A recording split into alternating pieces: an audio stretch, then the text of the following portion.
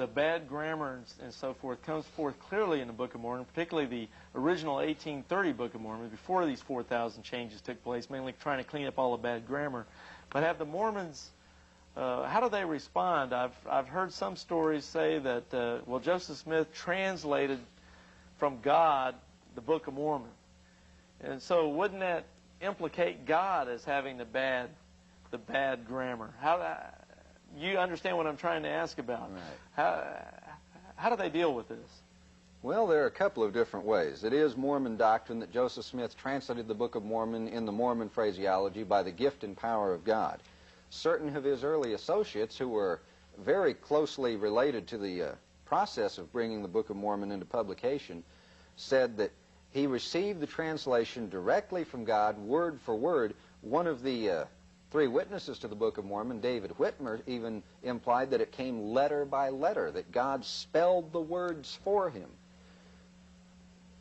Under that theory, which, as I say, the people associated with the process taught, under that theory, then we are forced to charge God with the errors in the Book of Mormon. And so modern Mormon scholars and leaders have changed tacks. They try to ignore what the early people said and say Joseph Smith did translate it, he was aided by God in it, but after all, it's his wording. He was putting the ideas God gave him in the best language he could. And so that gets us out of the original trap, but leaves us with the problem of supposing Joseph didn't get it right. That's true. That's true. I'd like to say along these lines just briefly that I have a book here called Joseph Smith Begins His Work. And I got this right from the Mormons themselves. I purchased it. Book of Mormon, 1830, first edition, reproduced from uncut sheets, and edited here by Wilford C. Wood. And this is supposedly the original 1830 Book of Mormon. And it's very interesting when you go through here. When you look on the cover page, it says the Book of Mormon, an account written by the hand of Mormon upon plates taken from the plates of Nephi. And I've got some notes here I've made myself here. I won't go into all the detail there. What I do want to point out here is it says down here, by Joseph Smith, Jr., author and proprietor. And that's not the only place. Mine's a little smaller than yours, but down here it also says, printed by E.B. Grandin, for the author. Mine says the same thing down here, 1830. We turn the page to the copyright notice, and it says that Joseph Smith, Jr. of the said district hath deposited in this office the title of a book, the right whereof he claims as author. Then we turn the page again, and the preface is signed by the author. And yet again, we turn to the back of the 1830 edition of the Book of Mormon, where they had the testimony of 8 witnesses. It's in the front of modern editions. And it says that Joseph Smith, Jr., the author and proprietor of this work. 5 times it claims in the original edition that Joseph Smith was the author. Now, some Mormons have claimed, and I've dealt with several who made this claim, that that was required by copyright law for him to say that he was the author, in that he was the author of the translation. 2 points. First, even if the law did say that, it didn't require him to say it 5 times, including in the testimony of the 8 witnesses and as the signature to the preface. But second, the law did not require that. In our offices, we have, and we got these directly from the United States Copyright Office, Xerox copies of older statutes and the printed bound copies of current statutes, every single copyright law in this country dating back to 1790, which means we have the copyright laws that were in effect when Joseph Smith published this book.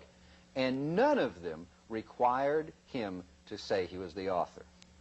And I'd like to give you this quote here coming from Joseph Smith's book called History of the Church, Volume 1, pages 54 and 55. And it says this, and I want your comments on it, Robert.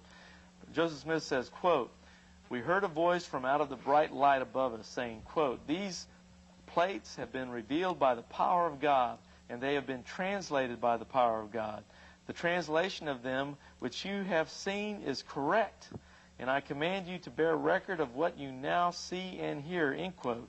And he also says in Volume 4, page 461 in the history of the church, quote, "I told the brethren that the Book of Mormon was the most correct of any book on earth," end quote.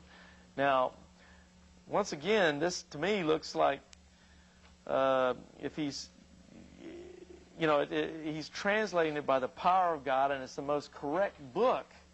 But we find, all these problems in grammar, things that the Mormon Church itself had to fix up. We find that in the 1830, and maybe we'll get into this later in the program, the 1830 varies even in names. Actual names are changed from the 1830 to modern editions of the Book of Mormon. We find places like in Ether, chapter 15, verses 30 and 31, you have a man called Shiz. I've always liked this example. He's one of my favorites. Shiz struggles for breath after his head was cut off. Now, if a man is translating this stuff by the power of God, and it's the most correct of any book on earth, how do you have a reference here in Ether 15 in these verses where a man actually has his head, he's decapitated. His head's rolling around on the ground, his body falls in another place, and I think the record there says the body lifts itself up. I guess the arms lift the torso, the rest of the body without the head up off the ground, and it breathes its last. Mm-hmm.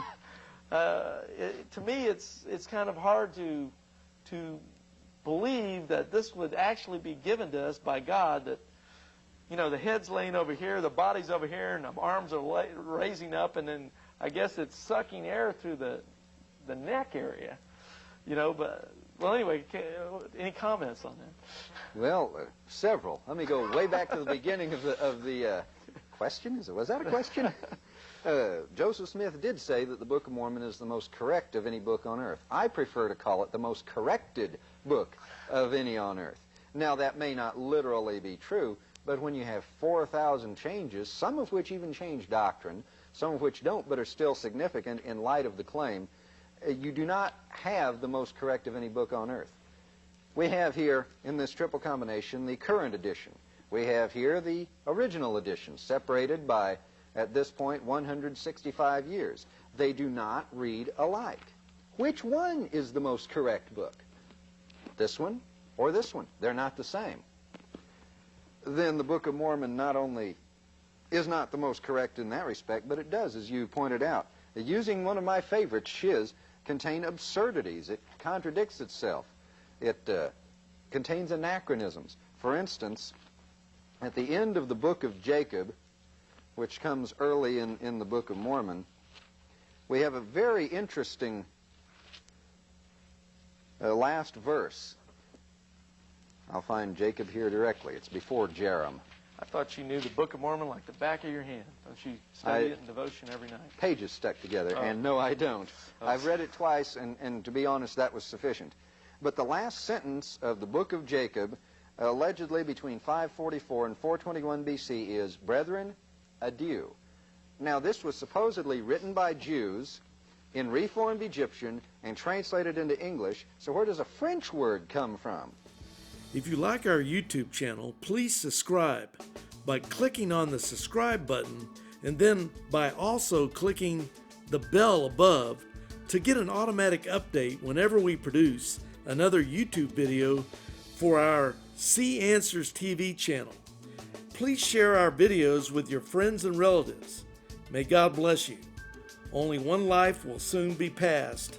Only what is done for Christ will last. To see the full-length video, please select by tapping on the first screen to the right. To see the entire playlist where this particular video is found, select by tapping on a touchscreen on a cell phone or by clicking on a regular computer. The second screen to the right.